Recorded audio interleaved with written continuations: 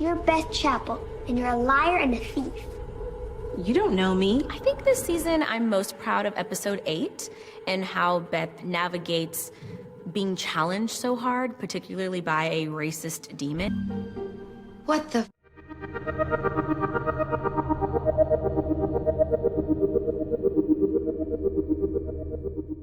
Oh boy, I can't believe I'm doing another video on the CW. And we just had the finale of Stargirl recently. And how can I put this? I took some time to think about this, and this is why the video is a little bit late than normal. I like the first season. And I know some people criticized me in the comments. They're saying, well, the kids aren't that good. Luke Wilson and Amy Smart are fantastic in this. Yeah, the adults are good in this, and the teens on there, they're okay. Breck Bressinger is okay. Yvette Montrell, Angelica Washington, and the rest of the cast. The thing that gets me this season is how many more JSA members are going to be still alive after what we saw from season 1. Joe McHale is still alive. I'm sorry, spoilers on that. Joe McHale is still alive. How Starman survived that, I don't know. Captain McNider is still alive. You had Justin the Knight. He survived as well. How many more JSA members are going to be shown in this series? I mean, we've added Green Lantern and Thunderbolt to the team itself. With the added cast on there, we had the villain this season, Eclipso, which, I thought it's a good choice. It's a very good choice on Eclipso. We don't get Eclipso storylines normally in the DC universe. There are a lot of great comics that were written with the Eclipso characters. Wonder Woman comic comes to mind to that situation. But, episode 8, you had a situation where they were throwing the race card in. And from the interview you saw originally, there's Angelica Washington saying, oh yeah, you have a racist villain, super villain. He's not racist.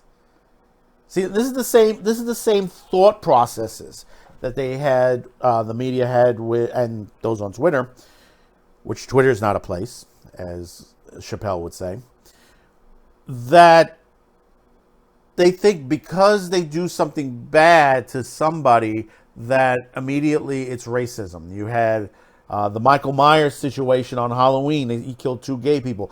Oh, that's racist, because he killed 2 gay people. What? A killer can't go around killing anybody? You can't focus on racism for everything or white supremacy on everything. I mean, this is the pandering, the activism that you throw onto it. And this is what has thrown this series off. When you say that, oh, Eclipso is racist. No, Eclipso has the ability to take your inner fears, your inner darkness, and bring it out. And that's what he does. He tortures you. He tortures you until you succumb to him. And this is what the situation was. Now, as a writer on the series or producer, I wouldn't have gone that far to say, to throw that little situation when they're saying, well, you stole the goggles and this, and that with Miss Washington. I would have kept on, which was the first part of this, with the parents breaking up. That and let me tell you something. They must have heard something on it, because later on, in the latter episode, you saw that was being used against the parents. Parents were being tortured by Eclipso by having a version of Angelica Washington there, basically arguing to the situation. Then the other half is, you have Cindy, one of the villains, daughters of the ISA. I liked her character, good villainess on there. Now they've turned her, when they got rid of her on episode, it's either 8 or 9, and I said, they shouldn't have gotten rid of her. But then I spoke too soon They brought her back, but then she teams up with Stargirl. And then you have the whole ending, the Grundy situation, which that's a nice additive to it. Because, Grundy, we've heard stories before with Solomon Grundy trying to reform himself. That comes with the Dr. Fate issues if you saw Justice League on that. And that with Hawkgirl. And the other half is that you saw Sportsmaster and his family, and the thing about it is, nothing against it. You saw it in Young Justice that they tried to reform and all that, but they're throwing this in very quickly to itself. To the point where they're moving in next door, neighborly, and they're being neighbor, and as the way this series ended, this was Summer School. That was the subtitle to this season. Next season, Frenemies. So not only we got the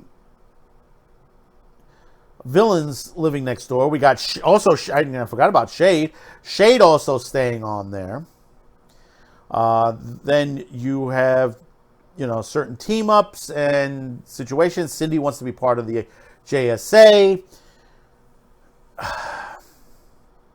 You say to yourself, is there any villains for next season? And well, I do like the choice. I do like the choice for next season on there, but I still have my doubts. As if you didn't see, there was an additional segment after, sort of like a post-credit scene after the Frenemies logo came up, saying that coming next year. We got to see the villain for next season, which is Mr. Bones. If you haven't seen, that's part of Helix. So are we getting the entire Helix team together, or is it just Mr. Bones? Are we expecting Penny Dreadful, Critter, Baby Boone, Tao Jones, and Arkwin Walker? Are we expecting those characters next season?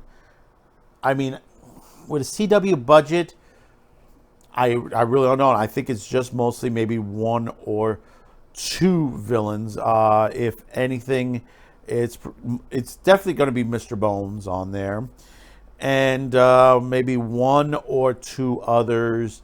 I would say Penny Dreadful, and maybe Arkwin Walker, possibly. I know that the part of the storyline is the new Green Lantern. Her brother is being held by Helix, so most likely that he'll end up to be part of the villains Helix team on there. But like I said, the ratings for Stargirl for this season, the average is down to about 0.591. They started strong at about 700,000 viewers, which I was hoping they stayed on there.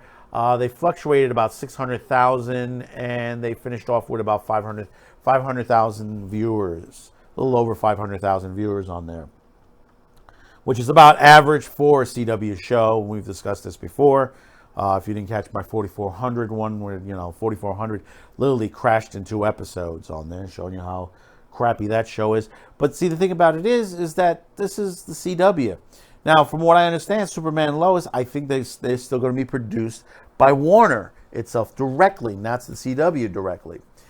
And if that's possible, they could stay the way they are, and their ratings will be high. They'll be controlled. Or are they moving it over to HBO Max, which there are some rumors that they're going to move it out of CW. You'll probably get repeats of it as soon as HBO Max airs it on their streaming app on set, because they see how popular the Superman series is.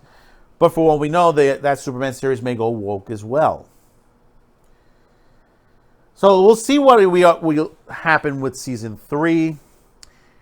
I hope the better for the series, because it is something a little different. We're getting a different amount of villains and other villains that are generally not used as much in the DC universe. Once in a while you may see it on a Young Justice or a Justice League team up on there. But to have it this way, hey, listen, like I said, season 1 was good. Season 2 was just a drastic different change. Let's see if they can boost it back to season 3, or maybe Warner might drag it over back to HBO Max and put more money into it, and it may work. So thank you for tuning in. Don't forget to hit that like, subscribe, share this video.